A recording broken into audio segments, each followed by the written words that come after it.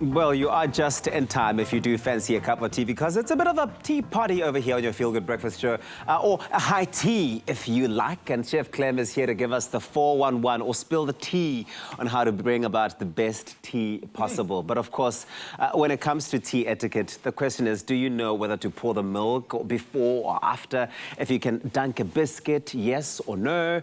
Or if you have to extend the pinky finger, yes, no? Do you do that? Do you not do that? That's why we have Chef Clem in the studio to talk all things tea. Chef Clem, you've got your teas lined up. The thing is, I didn't know that there was a whole technique behind tea. I thought tea is tea is tea is tea. I mean, you think about some cultures literally have a proper ceremony every time tea is served.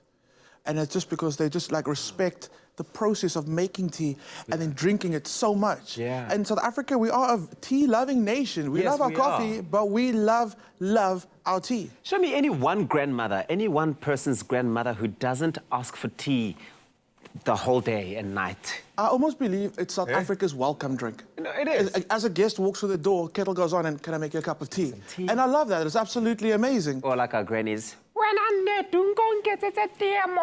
Subtitles?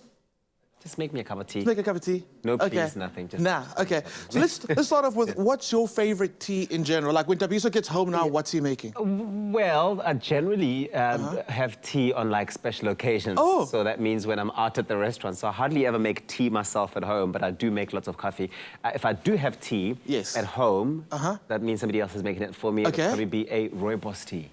I know you and Greg were talking about it earlier. You said no sugar?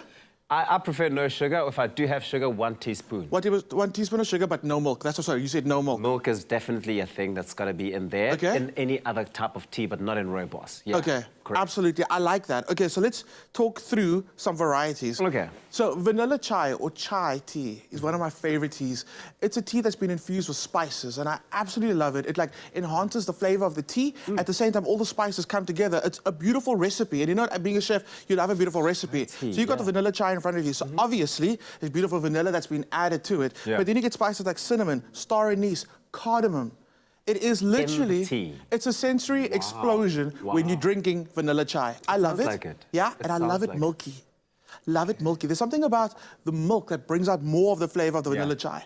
But the rule is, you never add milk to your teacup and then your tea bag and then your water. Okay. No. And so the reason, what's the correct way? Okay, so you would add your tea bag to... Okay, actually, what would you like? Let me make you a cup of tea. Please make me this vanilla chai, because you got me Okay. sold on this one.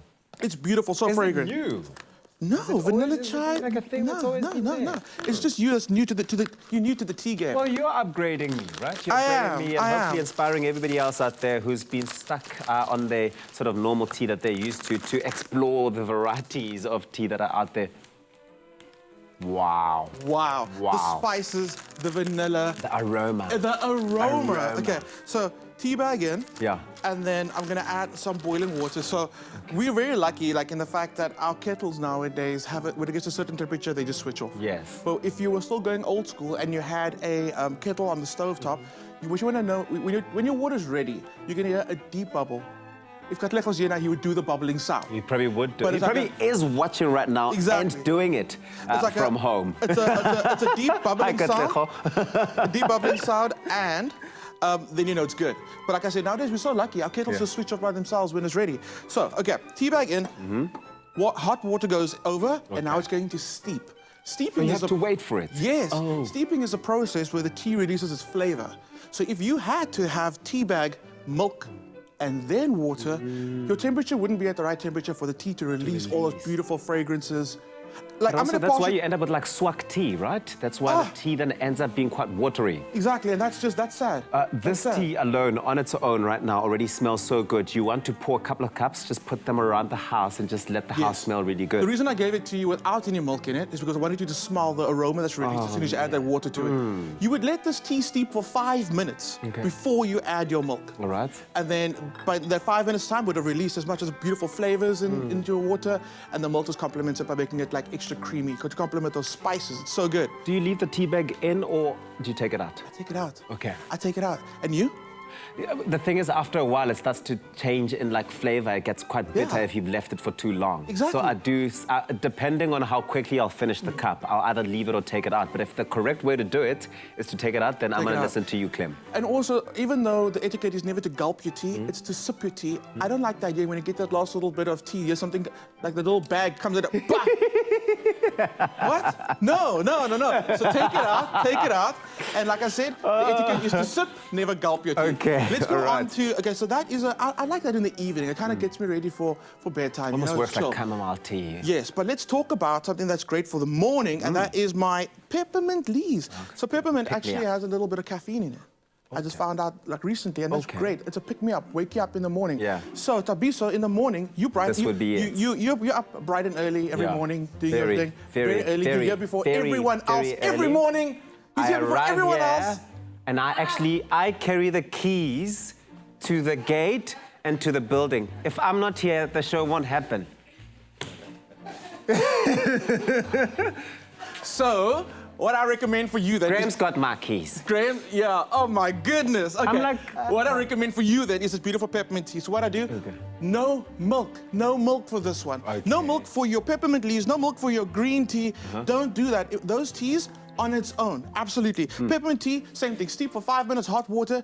It is so fragrant, so delicious. So absolutely go for that one. Let's talk about I'm gonna make myself a cup of tea, and I'm gonna go for... Should I put my milk in, or is it because I said I don't like it with milk that you're not gonna offer the milk? You don't need it? No, please. I just wanna. Here we go. I wanna be able to tell the difference between when it's got milk and when it doesn't have milk. And now I'm gonna give you a test, okay? You can pour your milk in, and I'd like you to stir your milk into your tea. Would you like some sugar with that? Sugar or honey? No, okay. Thank you. I'm all right. I'm gonna test you if you're doing this correctly. Okay, milk's going in. I'm gonna need you to stir the milk through.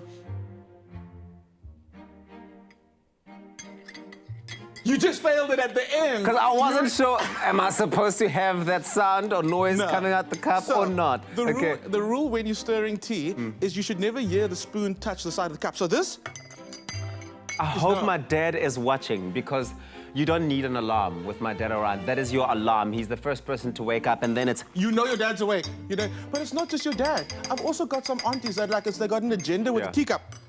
It's just like, my word. So you're not even supposed to stir in a circle. The motion should be 6 o'clock, 12 o'clock, 6 o'clock, 12 o'clock. So it's back and forth instead of around. I love it. My goodness. I love it. There's a whole choreography to it. It's absolutely intense. So I'm gonna make myself a cup of tea. I'm gonna go for lemon peel and ginger root. And I like the fact that they're enhancing it with actual ingredients like we are doing here. You can totally take your tea and modify it any way you want. If you want to add some cinnamon to it, can I?